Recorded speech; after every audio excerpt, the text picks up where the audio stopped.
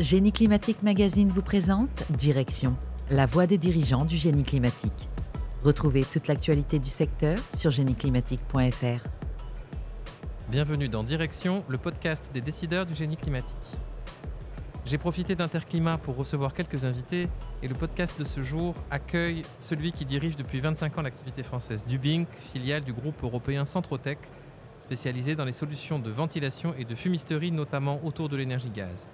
Une position qui lui donne un regard aiguisé sur l'univers du génie climatique. Xavier Matelin, bonjour. Bonjour.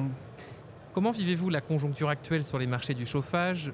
En ouverture d'Interclimat, Uniclimat a présenté des chiffres catastrophiques sur la pompe à chaleur RO, la PAC RR, le chauffage bois et à peu près tous les marchés, sauf, on y reviendra, la chaudière. Comment vous regardez cette conjoncture et est-ce qu'elle se reflète dans l'activité du Dubink? La conjoncture, elle est principalement marquée par des hauts et des bas qui sont quasi imprévisibles, qui ne sont pas du tout au rythme des schémas industriels où on doit lancer les usines, les nouvelles lignes de production. Donc oui, bien sûr qu'on est exactement dans le même tempo que celui-ci. Les séquences sont très courtes, aussi bien à la hausse qu'à la baisse, et que celles-ci donnent des grosses difficultés pour les industriels à pouvoir suivre et encore anticiper, ce qui est vraiment compliqué. Vous ressentez aussi, alors vous êtes évidemment, vu la nature de l'activité du Dubink, vous êtes plus, je pense, touché par l'activité chaudière que par l'activité pompe à chaleur. Ce retour de la chaudière, vous le vivez du coup aussi dans vos ventes et vous l'interprétez comment?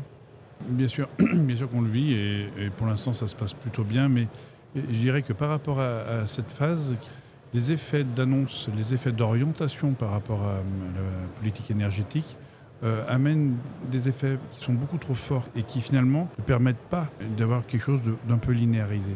Ce qui fait que oui, après des demandes énormes en pompe à chaleur, qui créent un vide pour la chaudière en termes de demande, on revient maintenant à un niveau qui est un peu plus normal pour la chaudière et puis la pompe à chaleur qui est complètement à l'arrêt. La bonne chose, ça va être en fait un mixte et les deux devraient se porter à peu près correctement. Est-ce qu'on n'a pas enterré trop vite la chaudière au-delà effectivement de ces aléas dont vous parlez? Il y a 2-3 ans, on ne jurait que pompe à chaleur. Le gouvernement laissait courir une petite musique sur l'interdiction du gaz.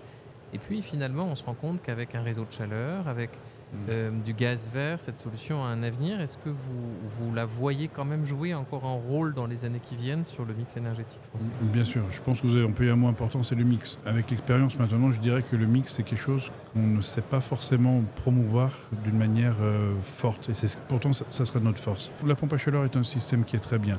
La chaudière gaz est un système qui est très bien. Et d'autres systèmes hybrides sont des systèmes qui sont très bien. L'ensemble peut fonctionner. L'énergie gaz vert, l'énergie électrique ou d'autres types d'énergie. Toutes les énergies sont bonnes. Il faut juste savoir les utiliser au bon moment pour la bonne utilisation.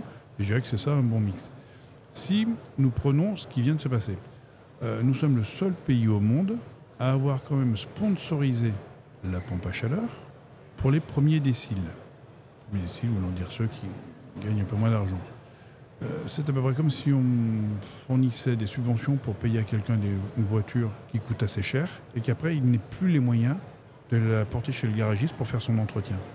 On est le seul pays au monde à avoir fait ça. Alors que dans beaucoup d'autres pays, là où la pompe à chaleur se développe, elle est d'abord achetée par des gens qui auront aussi les moyens de l'entretenir. Donc on a aussi cet effet qui est en train d'arriver, c'est-à-dire qu'après avoir équipé, je ne parle pas de tout ce qui était la campagne à 1 euro, mais ça a fortement contribué, après avoir équipé tout le marché sur les premiers déciles, bien maintenant on arrive sur un marché où finalement le reste à charge reste réel et les gens commencent à regarder la différence et ils achètent un système ou l'autre, mais on est plutôt dans un marché qui commence à être un peu plus normalisé. Surtout que dans un marché qui a notamment, vous parlez des offres à 1 euro, qui a été caractérisé par beaucoup d'éco-délinquance et donc beaucoup de mauvaises installations, les ménages qui doivent faire face à une pompe à chaleur défectueuse n'ont plus d'aide puisqu'ils en ont déjà bénéficié une fois. Et donc finalement, c'est la double peine. C'est la double peine. Donc on se retourne vers des solutions moins chères et plus pragmatiques. Alors sur quoi ils vont se retourner, je ne sais pas, ça sera en fonction de leurs moyens, mais ce qui est dommage, c'est d'abîmer un système qui, en tant que tel, est bon.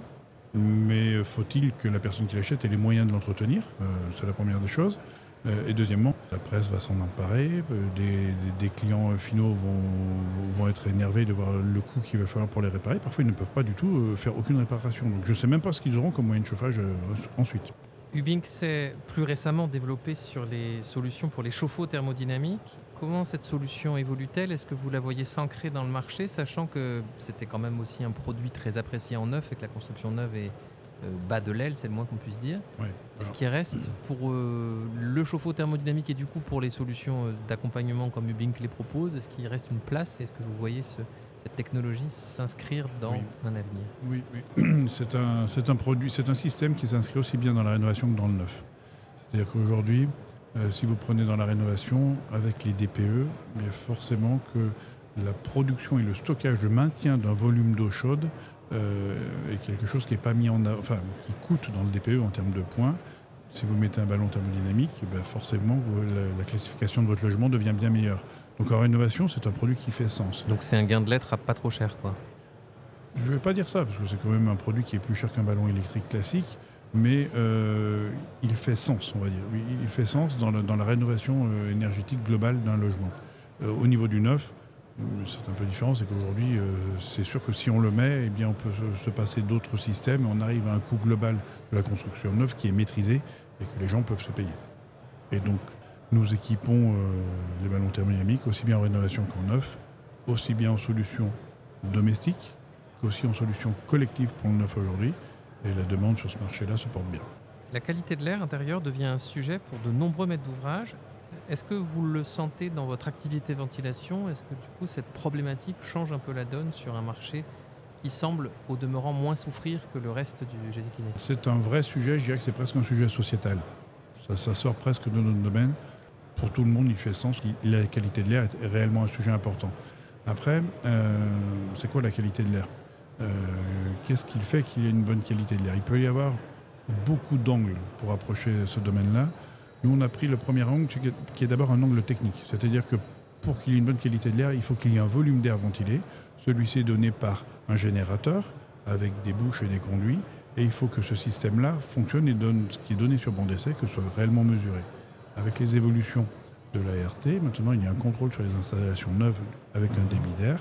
Et à ce niveau-là, on peut tout de suite voir si l'installation est conforme ou non par rapport aux exigences qui sont demandées aujourd'hui par la législation. Une chose est sûre, c'est qu'on s'inscrit depuis longtemps avec notre gamme Air Excellente sur des réseaux de distribution d'air de qualité. Ça veut dire quoi? Ça veut dire qu'en fait, c'est un réseau qui est de part en part clipsé, qui est indéboîtable. Donc au moins, on est sûr que du début à la fin, il est d'une unité. Deuxièmement, ce sont des conduits qui ne s'écrasent pas, qui peuvent être nettoyés et sur lesquels nous arrivons à avoir donc des performances qui sont bien meilleures que la performance moyenne du marché aujourd'hui. Donc oui, ce marché se porte bien et pour arriver à la qualité de l'air, nous prenons d'abord le pari que c'est au niveau du volume d'air qui sera recyclé dans l'habitat qu'on pourra permettre d'avoir une bonne qualité de l'air. Vous le sentez notamment dans le tertiaire ou dans les bâtiments publics. On a vu le plan école apparaître qui fait une place grandissante à ces sujets après quand même plusieurs campagnes de mesures assez inquiétantes sur ce que nos enfants respirent. Le maître d'ouvrage moderne, quelque part, va rapidement intégrer cette problématique de qualité de l'air dans un cahier des charges, dans un projet de rénovation? Certainement, mais le sujet n'est pas si simple que ça, si je peux me permettre. C'est-à-dire que si vous prenez par exemple dans le monde scolaire, en peu de temps, vous avez une concentration d'individus dans des salles qui vont être fermées. Pour être mieux, il faudrait faire tout en open space. Et vous imaginez des étudiants ou voire des jeunes enfants en open space, ça ne serait pas simple. En flex office. En flex office. Donc si vous voulez, il faudrait arriver à des systèmes où on impose par contre des pauses peut-être plus régulières et réellement une surventilation à ce moment-là. Ça, c'est important. Donc, mais ce qui compte, c'est que ce sujet-là devienne un sujet réellement pris en main et que dans ce cas-là, dans les comportements, dans les développements industriels aussi que l'on a de nos systèmes, c'est une addition de choses. Que par le système en lui-même, si vous concentrez beaucoup d'individus dans une même pièce, il faut une super hyperventilation pour que la qualité de l'air soit bonne si nous restons longtemps. Ça va. Il n'y a pas de solution miracle aujourd'hui. Ouais. Autre sujet d'importance, le confort d'été. Je repense aux bâtiments scolaires, à la canicule de septembre 23, où la rentrée des classes s'est faite dans des conditions très compliquées pour beaucoup d'élèves. Est-ce que ça aussi, ça bouge l'approche de la ventilation? Est-ce qu'il y a une conscience que par des systèmes de ventilation performants et de surventilation nocturne, etc., on va pouvoir faire évoluer le confort d'été et rendre les bâtiments vivables toute l'année? Oui, il y en a. il y a du comportement à avoir et forcément il y a des systèmes à mettre en place, que ce soit d'abord pour l'habitat même individuel, parce que c'est la même chose. Premièrement, il faut que le volume d'air, je répète, soit le même sujet. Voilà, ça c'est le même sujet. La deuxième chose, entre le simple flux et passer en double flux, le double flux permet d'avoir un peu plus une surventilation, donc le confort d'été est meilleur. Il y a aussi une chose qui est à nos yeux importante et que l'on voit de plus en plus arriver, c'est qu'on parle de l'été chaud, mais on oublie aussi de parler de l'humidité. Et l'humidité, la seule manière de la traiter, c'est par le vecteur air. Et il est très important que les bâtiments soient bien ventilés, parce que si vous êtes des températures moyennes chaudes avec une humidité très forte, c'est pas plus viable non plus. Donc la ventilation va prendre de plus en plus de place dans l'approche pour toutes ces raisons-là, parce qu'on a une évolution climatique, qu'on le veuille ou non. Bien sûr qu'il fait chaud, là où il faisait chaud, il fait encore plus chaud, mais il y a aussi des endroits où il faisait un peu moins chaud, il fait chaud et humide. Et tous ces éléments-là, c'est le vecteur air qui pourra le traiter. Sans compter que si on ventile correctement ces bâtiments, c'est probablement quelques degrés de décalage du moment où on active une climatisation. Et que du coup, il y a à la clé de solides perspectives d'économie d'énergie, parce qu'une ventilation, ça ne consomme pas du tout ce que consomme une clim. Oui, c'est sûr. Non, mais c'est sûr. Si nous arrivons à faire de la ventilation naturelle, plus de la ventilation mécanique, on peut mixer les deux, c'est rien en termes d'énergie par rapport à une climatisation, c'est sûr. Peut-être que ce sera aussi un mix, excusez-moi de revenir dessus, mais entre du naturel, de la ventilation et un peu de climatisation. Mais si ça permet de réduire la demande en climatisation, parce qu'on a une bonne ventilation et de la bonne ventilation naturelle aussi, l'addition est efficiente à mon avis. Alors, je ne vais pas vous demander de jouer les devins, parce que je crois que les prévisions de long terme deviennent très compliquées, mais cette année 2025 qui approche, vous l'envisagez comment ? On sait que dans les entreprises, on a pas de construction budgétaire, donc on se projette quand même sur la tête qu'aura l'année prochaine. Vous voyez les marchés stagner, repartir Il semblerait qu'on est en train d'atteindre un point bas. C'est souhaitable pour la filière, oui. Le problème, c'est combien de temps ? Le neuf ne montre pas de signe fort de redémarrage.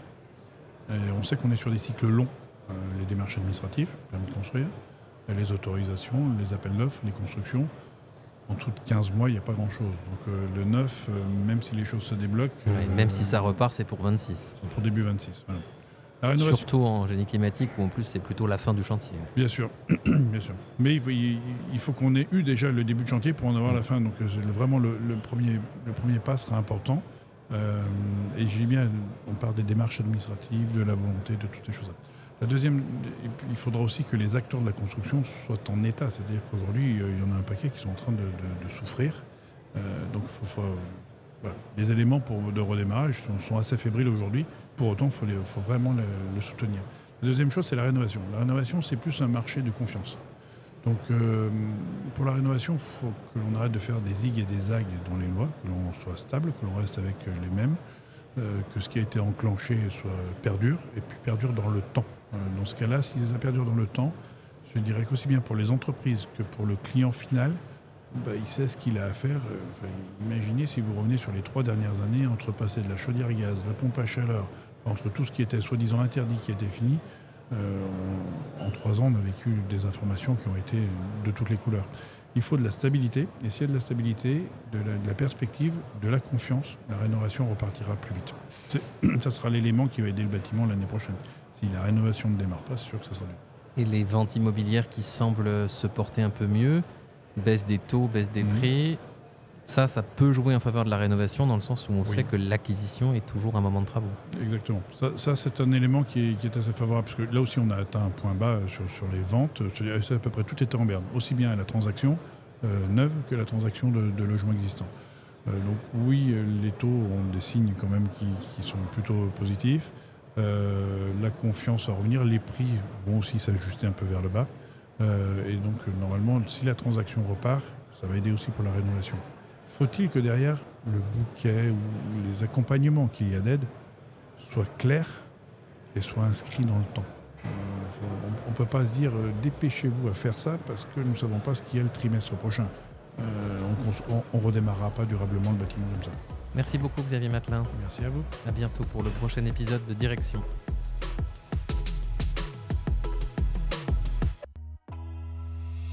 C'était Direction, le podcast proposé par Génie Climatique Magazine. Actualité réglementaire, chantier, innovation. Découvrez toute l'info du secteur en vous abonnant dès aujourd'hui sur génieclimatique.fr.